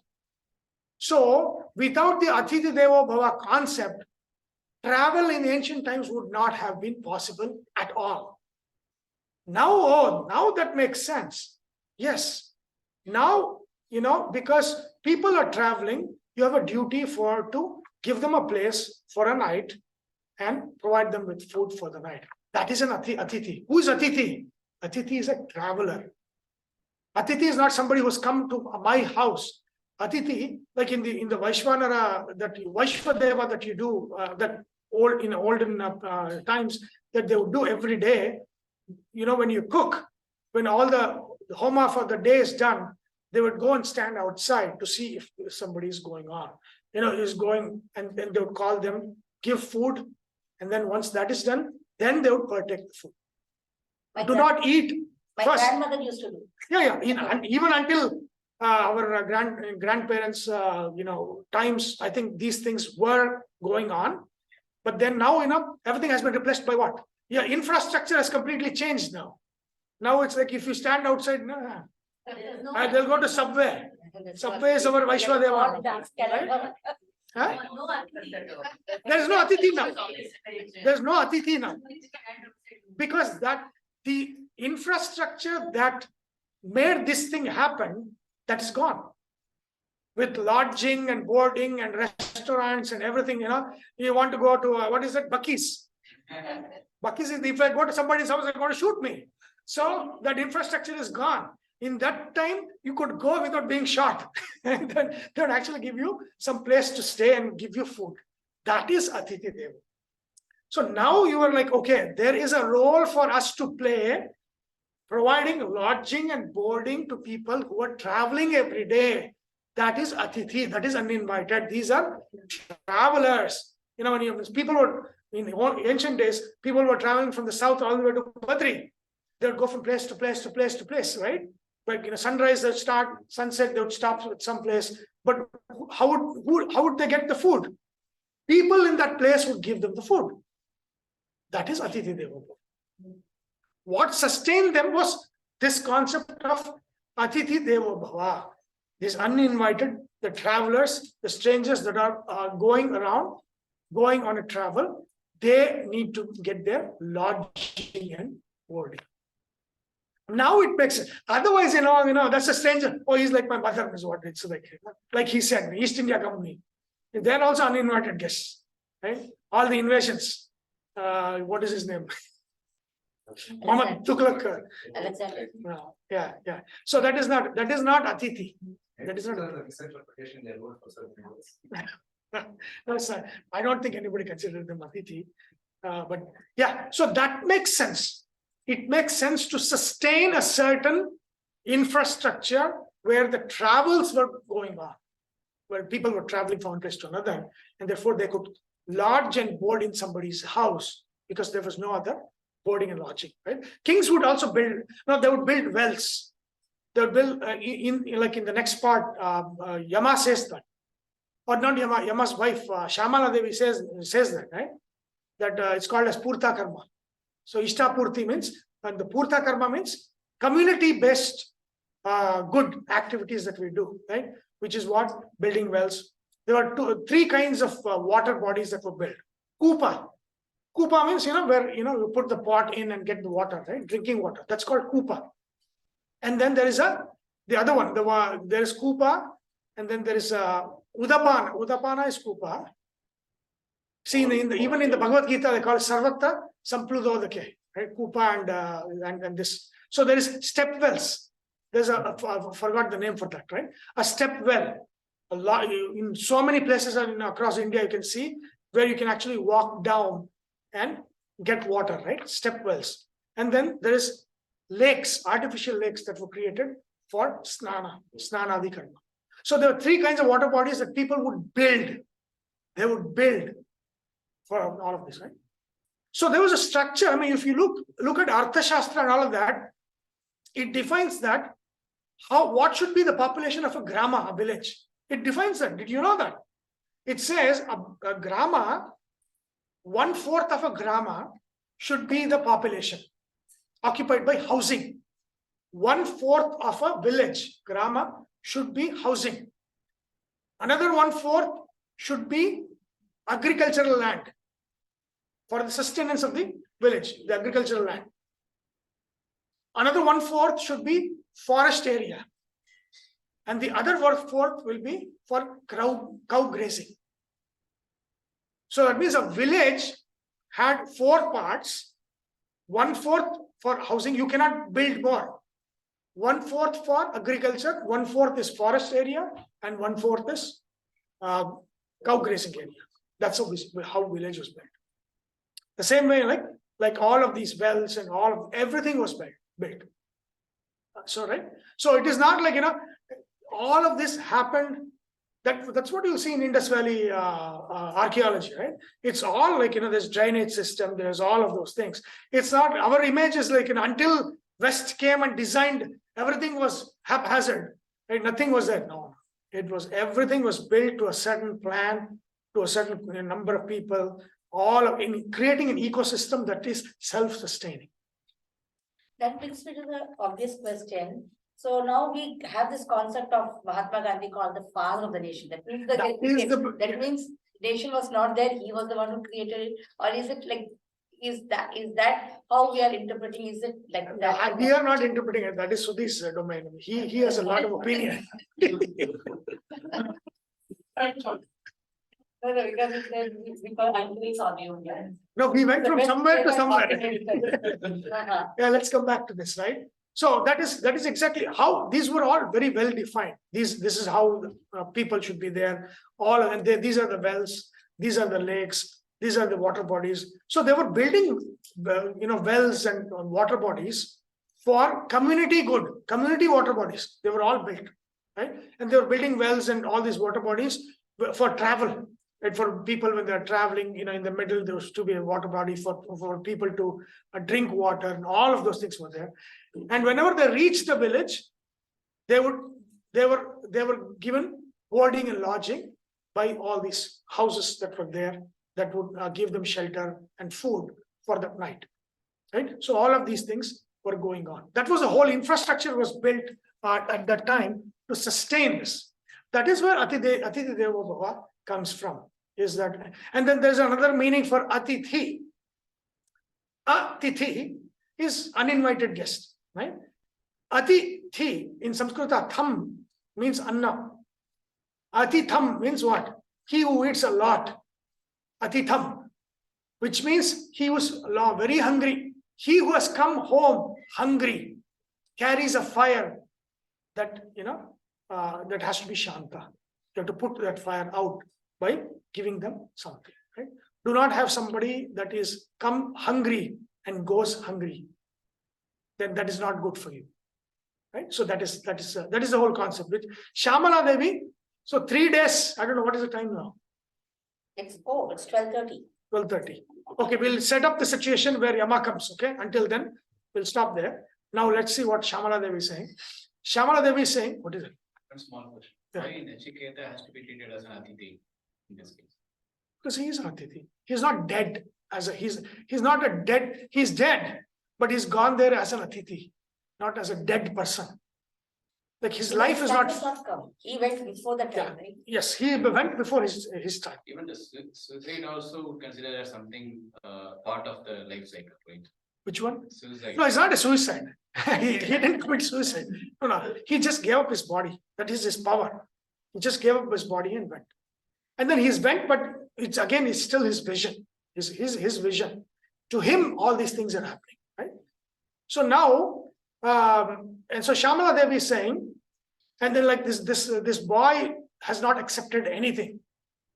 He's traveled so far, he's not accepted water and any kind of good treatment from Shamala Devi. And he said, until Yama comes, I will sit here anashnan, without eating or drinking anything. And then after 3 days, Yama has come. Yama has come. And now, what is Vaishvanara Pravishati Patitir Brahmano Grihan. Shamala Devi says to Yama. Yama says, Atithi, Brahmano Grihan means what? Brahman Atithi means Jnani. So somebody asked, right? Here, it is not Jati Brahmana. It is that means he's a Jnani Brahmana. Brahmanam Anatithi Brahmana, right? It's like, he's a Jnani. When a Jnani comes as an Atithi and he's hungry, fire enters the house through his jatara. Fire comes. If it is not put off, that fire is going to destroy. Shamala Devi is telling Yama, saying that Jnani's fire is going to destroy us. Go immediately and put off that fire, right? So she's saying, Vaishvanara Pravishati Atithi Brahmano Grahan Tasyaitam Shanti Kurvita Kurvanti Hara Vaivasvatodakam. Take this water, O Vaivasvata, give it to him. So that water could be Paniya, it could be Arghya, it could be Padhya. Receive him properly. Hara Vaivasvatodakam. Take this Udaka, take this water. Urgently take it and invite him. Clean his feet, clean his hands. Achamaniya, Paniya. Give him water first. Bring him inside. Right? So now it says, Tasyaitam Shantim Kurvita Kurvanti Hara Vaivasvatodakam. Oh Yamaraja, take this water and put off this fire which is raging in his stomach for 3 days because he has not taken anything. If left like that, that fire is going to destroy all of us. Take this water and Shanta. That means put off that fire with this jatara.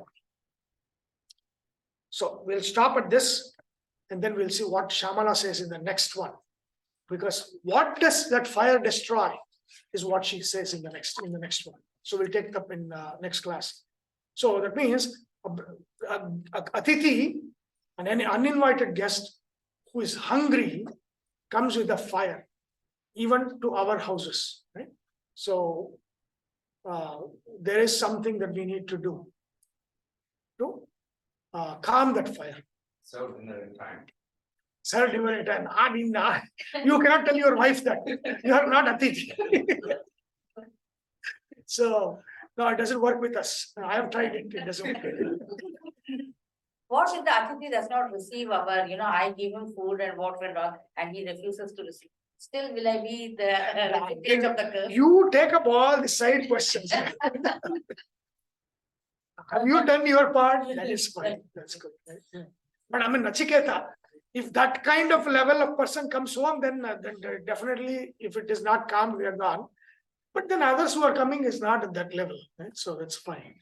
But the thing is, when somebody is really thirsty, somebody is really hungry, there is a fire that is raging in their belly, right?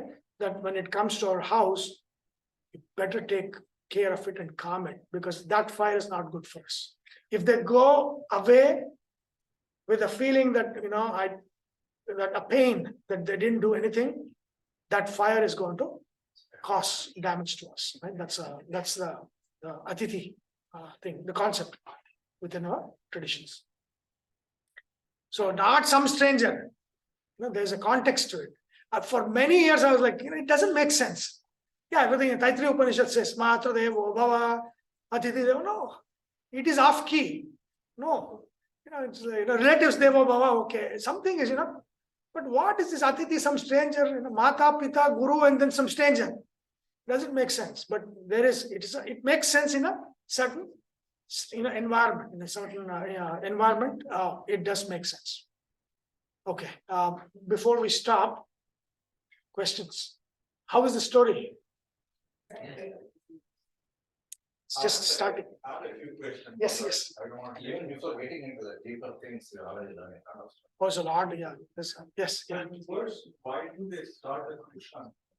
And it's a very odd start where it says, Ushan means Ichan. Ichan is desiring.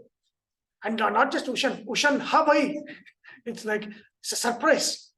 That means it's telling this guy is not doing it for the right reasons. He's desiring something. Desiring, he's giving away everything, he says. Desiring is there's a stress there. Ushan Havai. even What is desiring, too much desire for moksha is also bad. No, Mumukshatva is different. He's desiring for Swargaloka, desiring for that. So it is showing the contradiction of he's giving away everything, but for what? For Swargaloka? Ushan, why?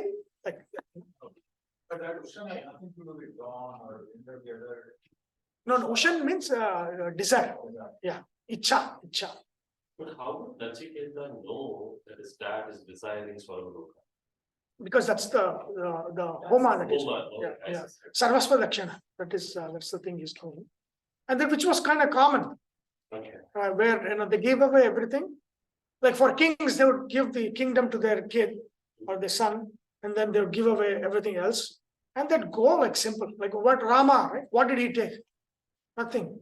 So they just went with giving away everything. No possessions, no iPhone, no snacks for the for the. They became Atithi as well when they go away. Yes. I mean, they survive their life. They survived the forest. That's it. Yeah. They could not become Atithis because it's an exile, right? So they're not Atithi. But when you're traveling from place to place, then it's not like they'll go from from the south directly to Badri. No. It is like from morning to evening, they would have, from this village to that village, they'd go, be there. From that village to that village, they'd go, be there. That's how they can point to point until they reach Badri or wherever they went. It was point to point, grama to grama. And they went. So they give away the kingdom from father to son, so why this father to son, battle over the kingdom? No, father is done, right? Everything I had to achieve was achieved. It's like that. No, I've earned millions. Now let me focus on philosophy, right? I want to do something, or let me focus on community. And there's a community building, this thing, that thing, all good. Yeah. So social good. Huh?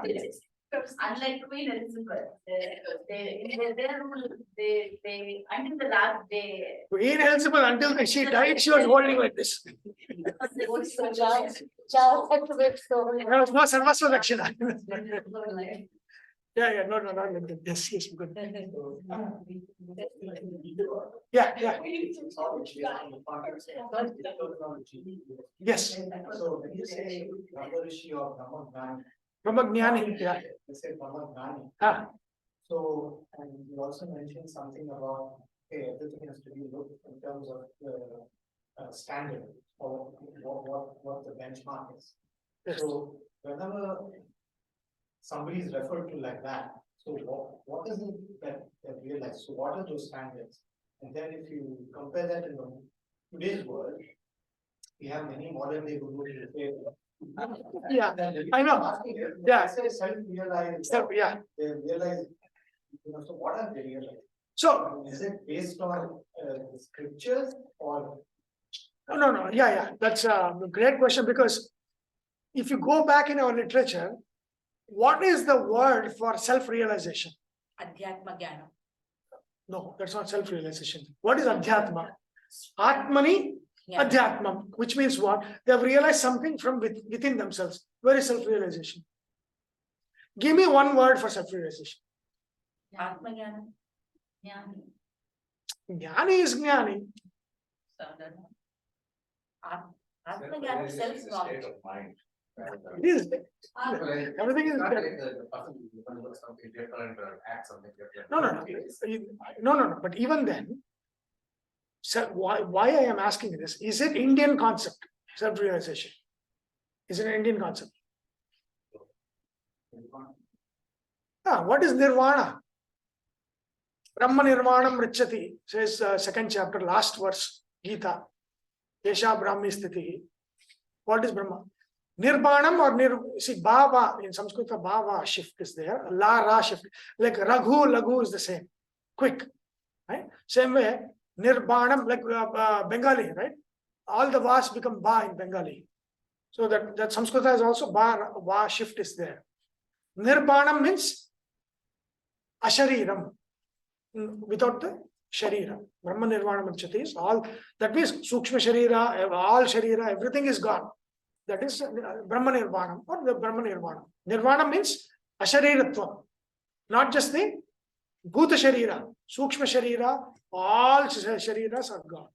Right? So that is Nirvana. So, what is that? Sukhodaya. What is Sukhodaya? Sukha Udaya. That is just finding, I don't know what kind of Anandodaya is fine. Sukhodaya is a little restricted because Sukha is usually Indriya Sukha. Like when you eat a chocolate, there is Sukha. Right? But it's not really, even though mix and match all of this, Ananda, Sukha, everything is there. Ananda is not sensual. Ananda is more like inherent, right? Intrinsic. Sukha is more extrinsic.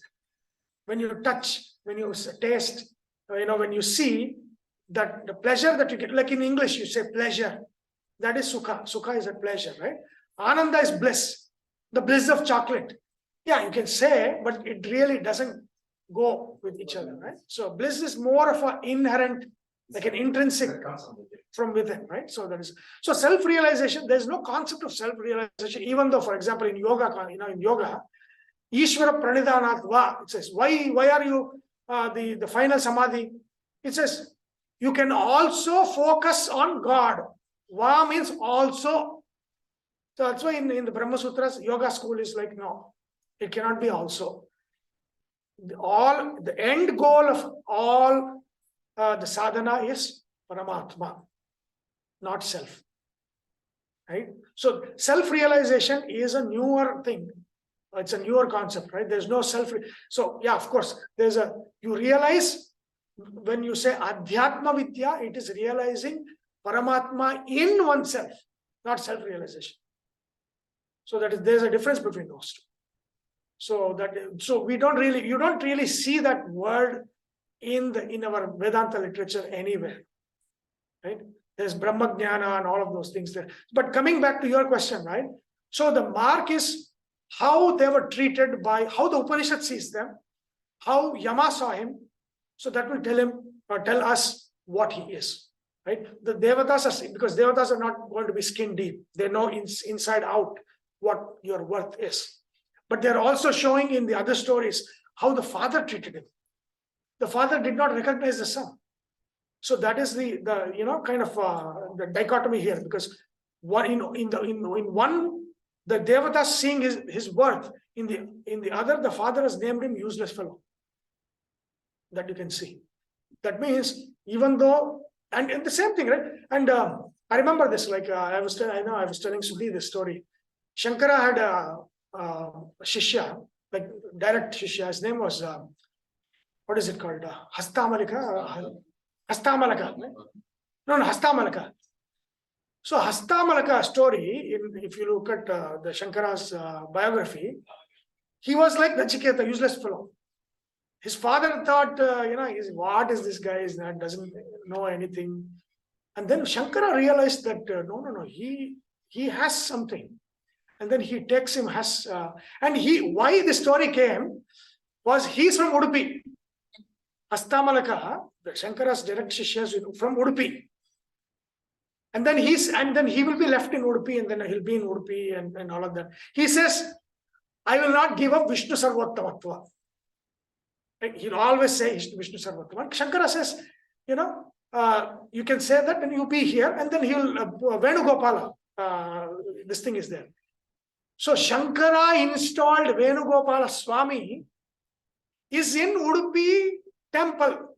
Next to Madhvacharya installed the Udupi Krishna.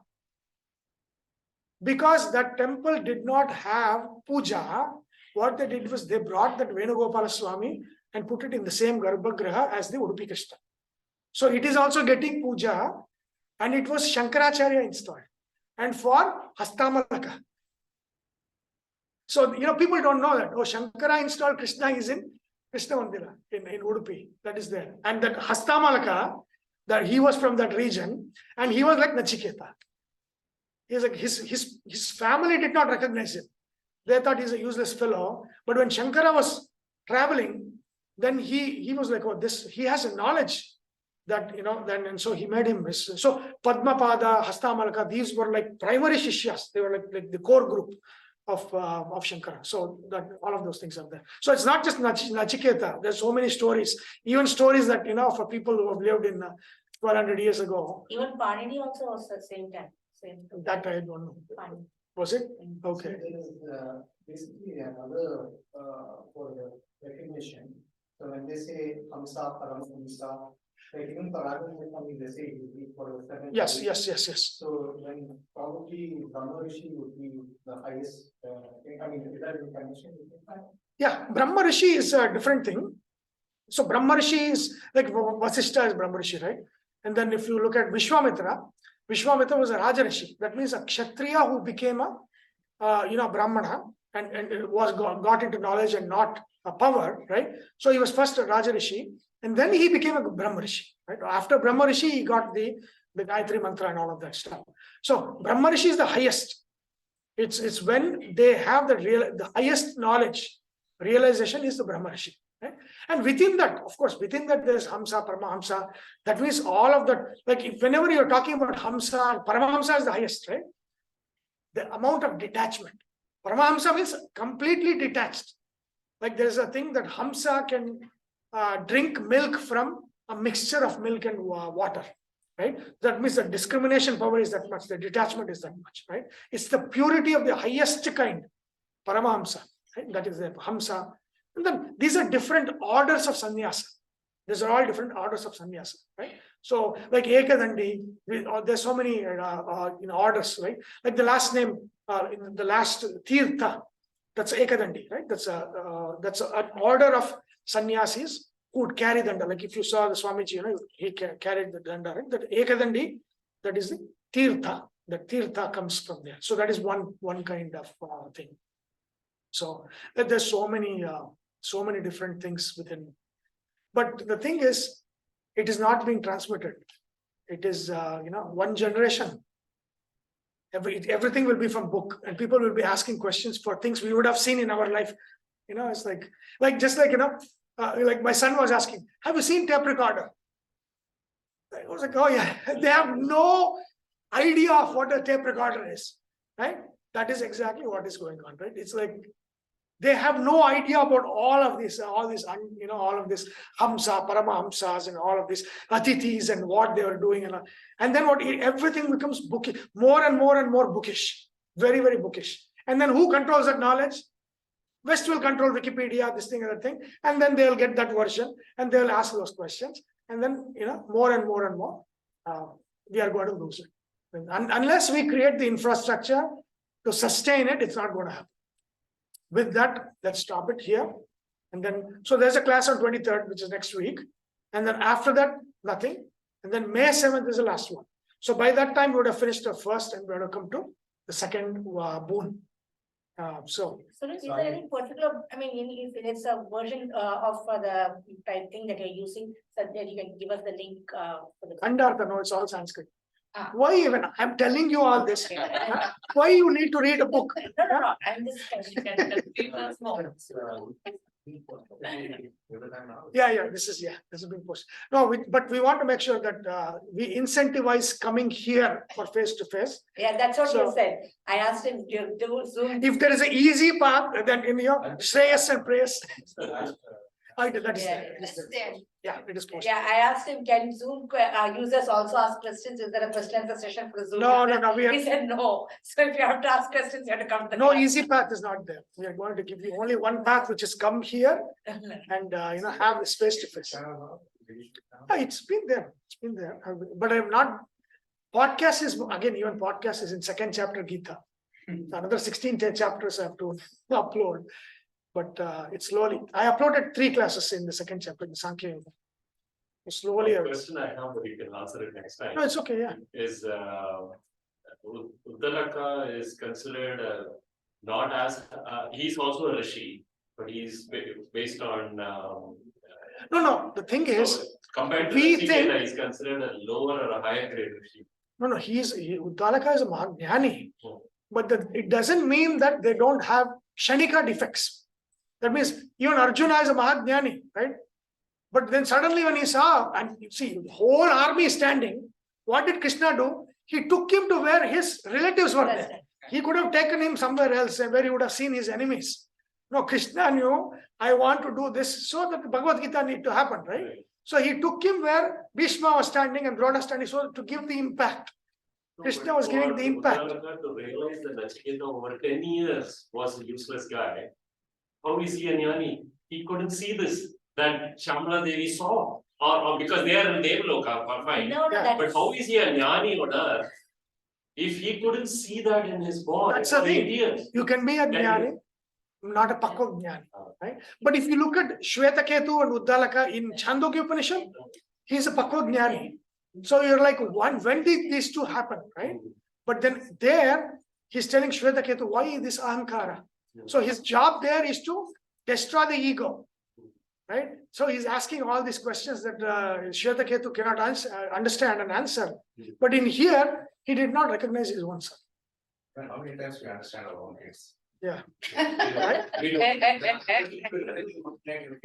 Don't complain about your kid, you are his example. Yeah. So that's how, that's how it is. But yeah, so even if you have all of that, it doesn't mean the defects are gone, right? You still have defects, right? So let's stop at this and then Shanti Mantra and then we'll stop. Om Sahana Bhavatu Sahanau Bhunattu Sahaviryam Karavavahai Tejasvinavadhitamastu ma vidvishavahai. Om Shanti Shanti Shanti.